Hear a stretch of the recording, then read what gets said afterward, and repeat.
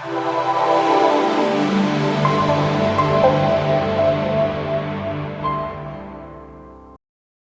morning to my Central Point Church of Christ family, to all of you out there in the cyber sanctuary.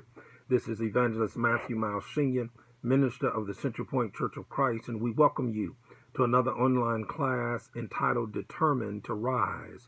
Determined to Rise. This is lesson number 6.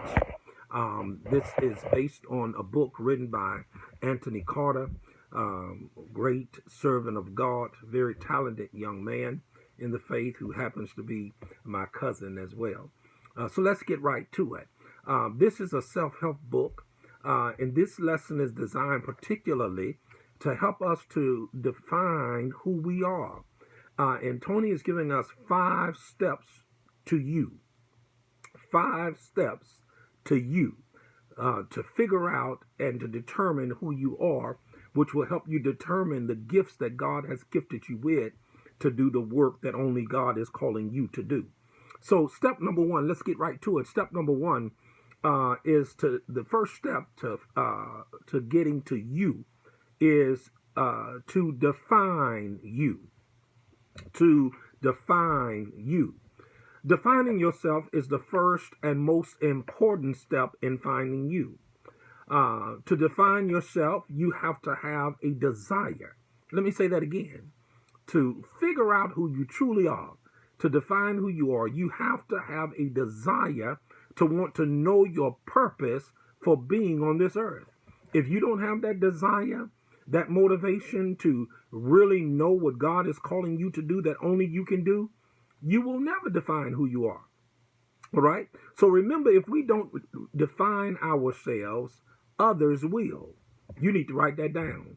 If you do not define yourself, others will define you for you. Tony reflects on his childhood and being defined by others, even as a child. He remembers being picked for a team to play a game. And you were either picked in the first round, or you were picked in the second round, or the first group or the second group. And obviously, if you were picked in the second group, you were defined as a bad player or not as good as the first group players. I know y'all remember this.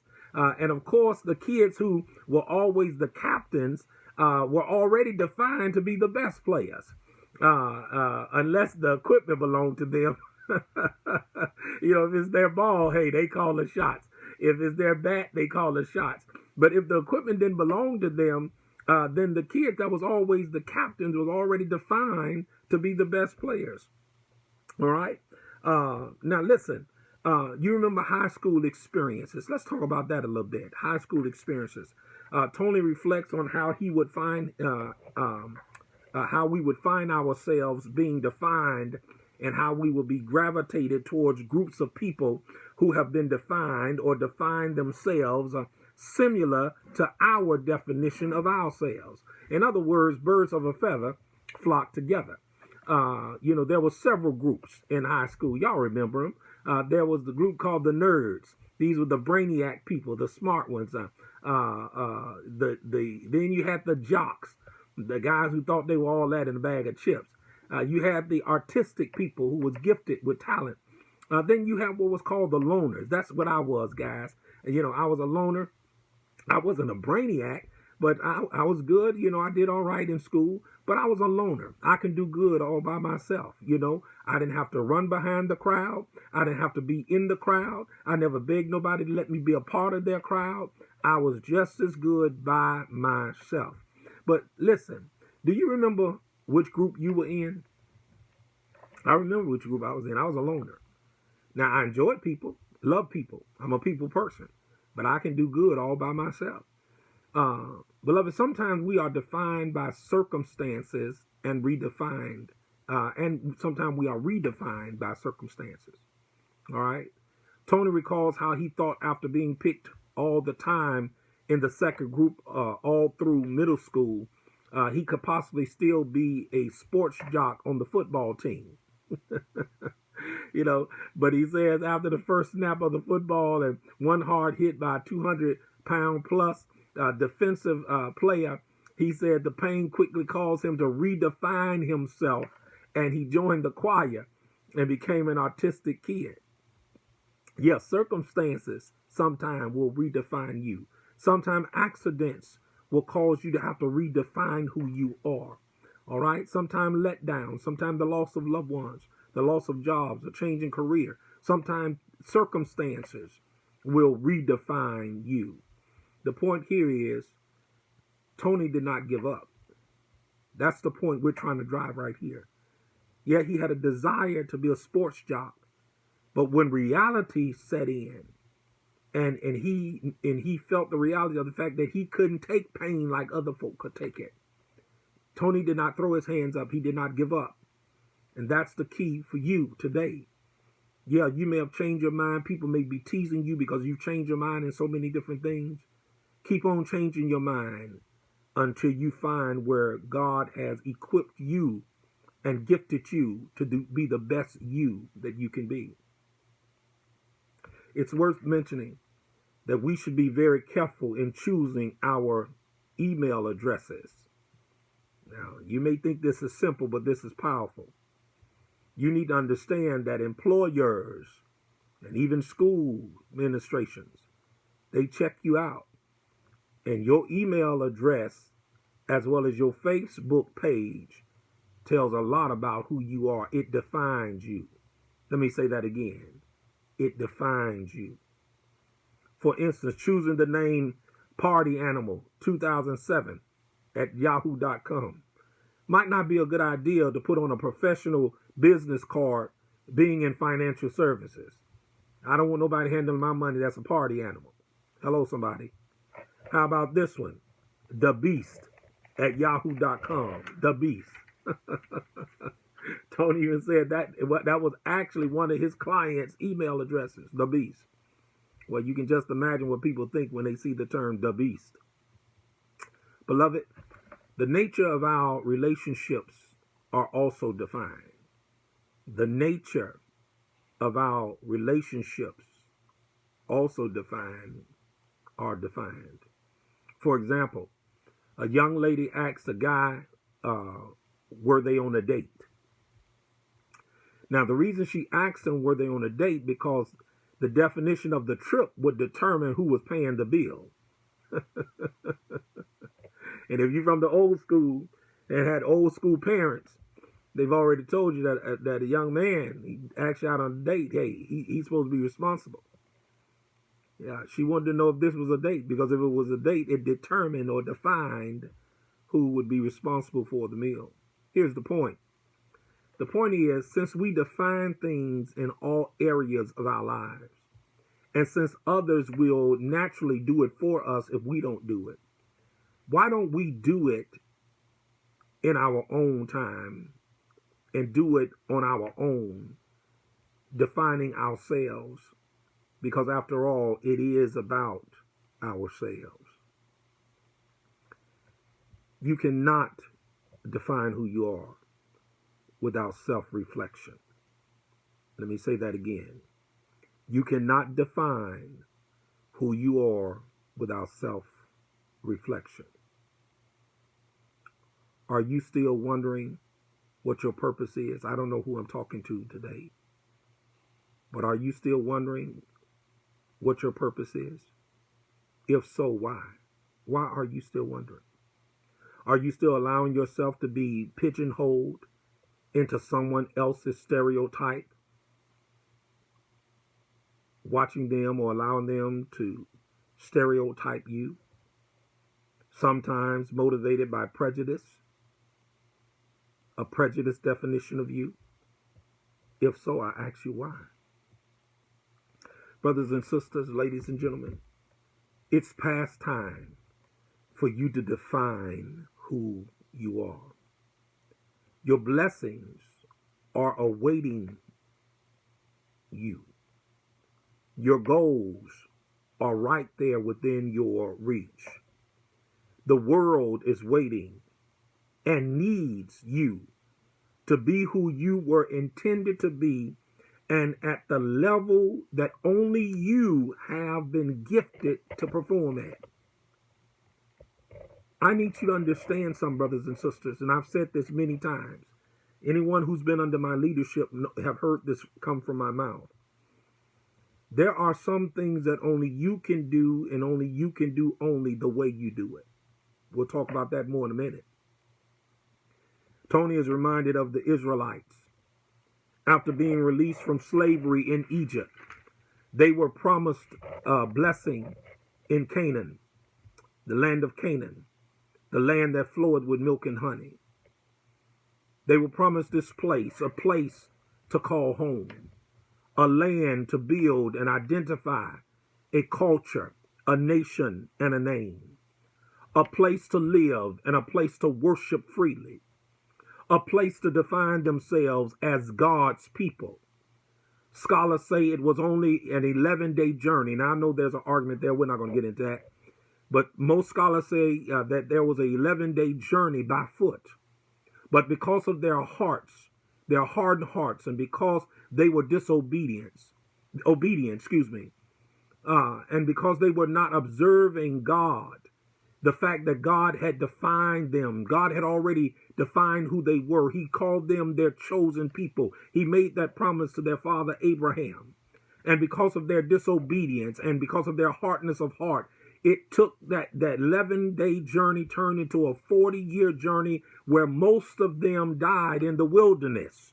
Those who had left Egypt, most of them 300, 400 years of slavery. Most of them died in the wilderness. Why? Because they did not embrace who God had defined them to be. It is vitally important, beloved, for us to know and to understand who we are and to understand our purpose. I say all the time, no one can do what you have been designed and defined to do like you do. Let me say that again. No one can do what you have been designed and defined to do like no one else can do, and that's by God. Yes, sure, don't get it twisted. Someone else can teach. Yeah, I know that. Someone else can serve. Someone else can sing. Yeah, someone else can pray. Surely someone else can head up the evangelistic work of the church. Somebody else can cook in the kitchen. Somebody else can clean the building. Somebody else can go and do. But absolutely nobody can do what you do like you do, because no one else is you. No one else has been designed and defined by God to be you but you. You ever had two people to bake a caramel cake using the same ingredients, but the cakes come out different? How is that? How is that? Because no one is like you. You ever had someone cook a pot of greens using their same mother's recipe, the same type of greens, using the same ingredients, but they come out different? You need to understand, beloved, this is how precious you are. Don't you allow anyone to crush you down because of your mistakes. You are not defined by your mistakes. You are defined by God. Designed and defined by God. That'll make a good t-shirt for somebody. Just give me 10%. That's all I want, 10%. Designed and defined by God to be you.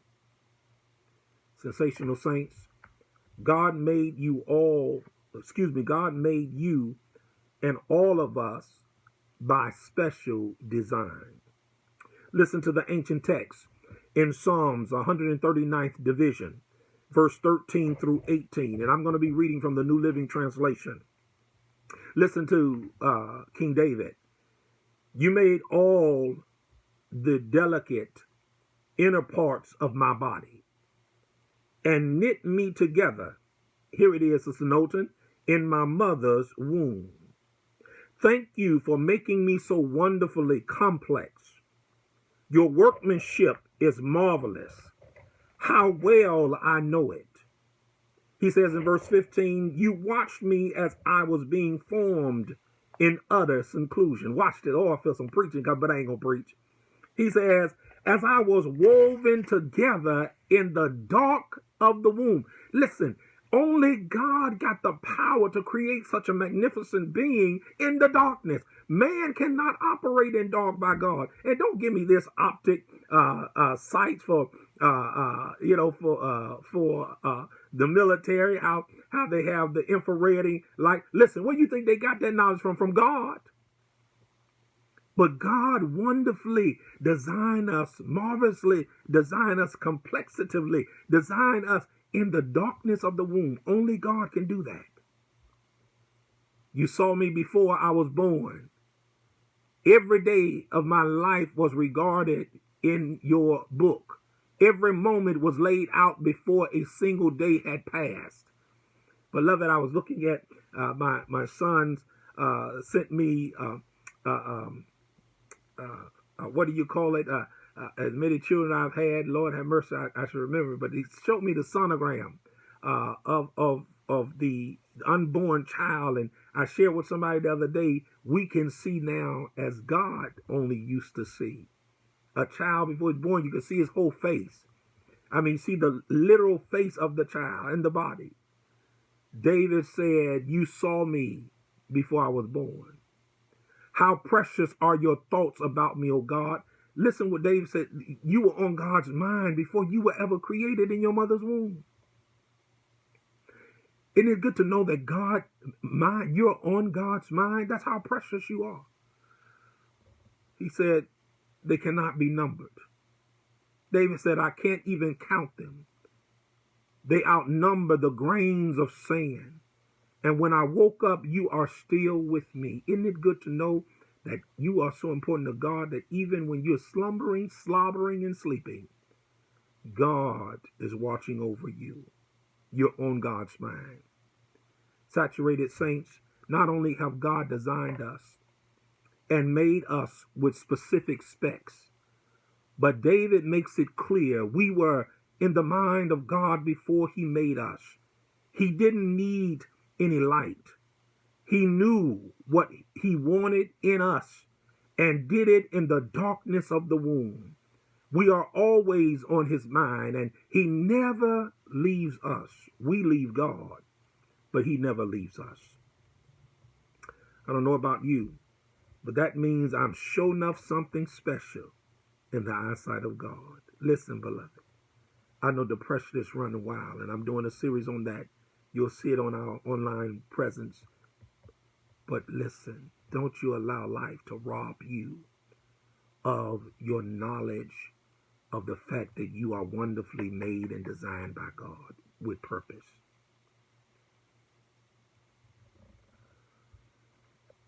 You need to tell yourself, I was thought of with purpose. You need to tell yourself, beloved, I was designed on purpose. Don't you let nobody tell you you were a mistake. If your mom and daddy got together and did the deed, that wasn't no mistake. God had already set in motion how a child comes into this world. Your mother and father may have been ignorant enough to make a statement like that, but honey, you are not a mistake. You were designed on purpose. Beloved, you were formed on purpose. You were born with a purpose. You were loved on purpose. You were sent forth on purpose. You are being watched over by purpose. You're being kept by God on purpose. And now all you got to do is walk in your purpose. Figure out who you are. Figure out what's your design. And understand it is time for you now to walk in purpose because you were created with purpose. I don't know who I'm talking to this morning, this afternoon, or this evening out there in the cyber sanctuary.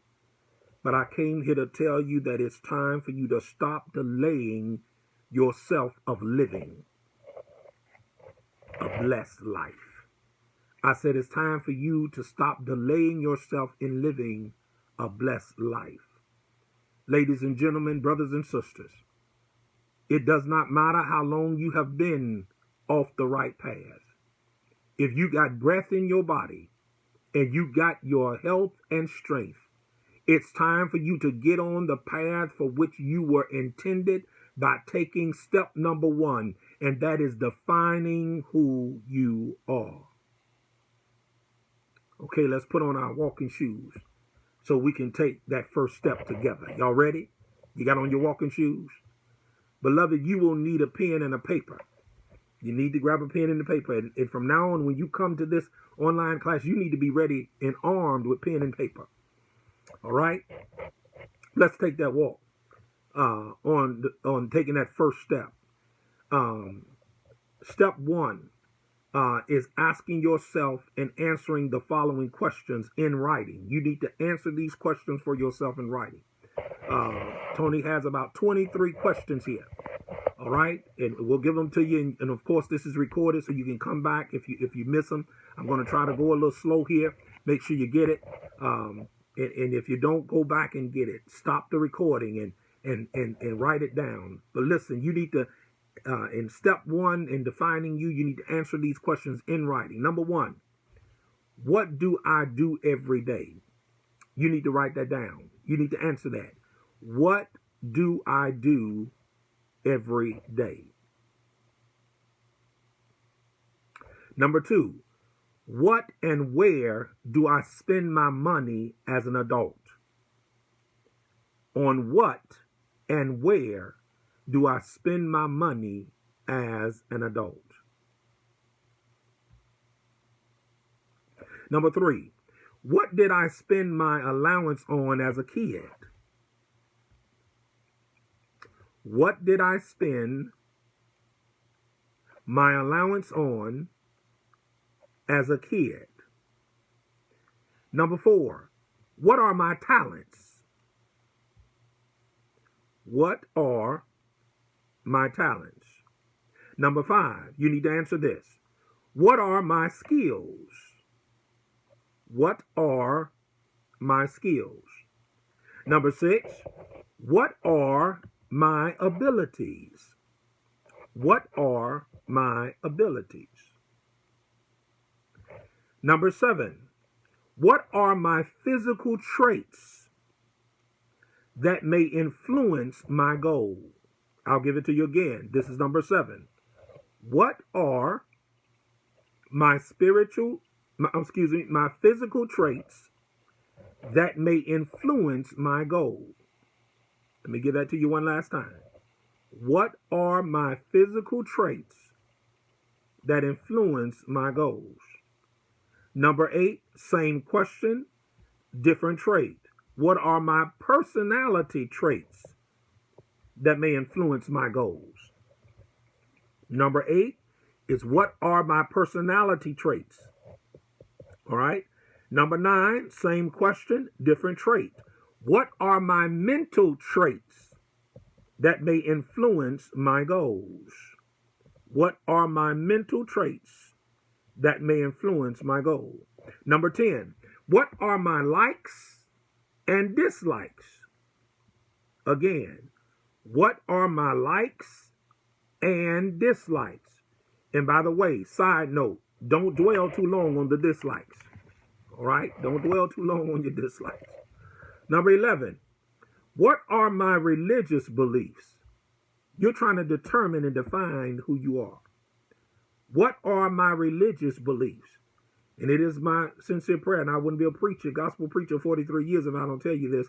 It is my prayer that your spiritual beliefs are based upon the word of God and not your own interpretation, because there is no private interpretation of the word of God. When you look within context and keep it within context and do your word study and understand the scope of the text, you can only come up with one true interpretation. All right. Number 12, what are my social beliefs? What are my social beliefs? And of course, you know that determines how you act and how you live your life, what you participate in.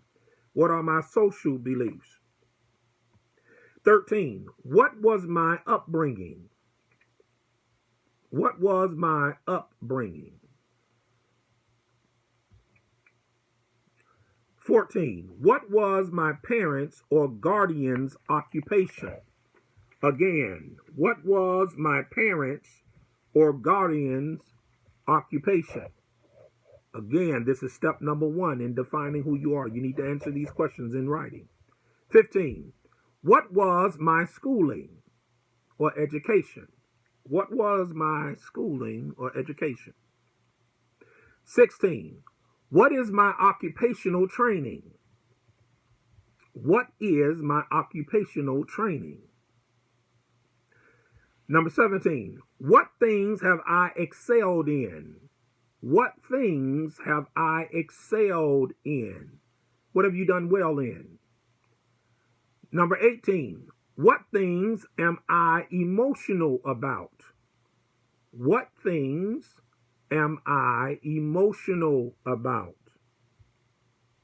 Number 19. What things are fun for me?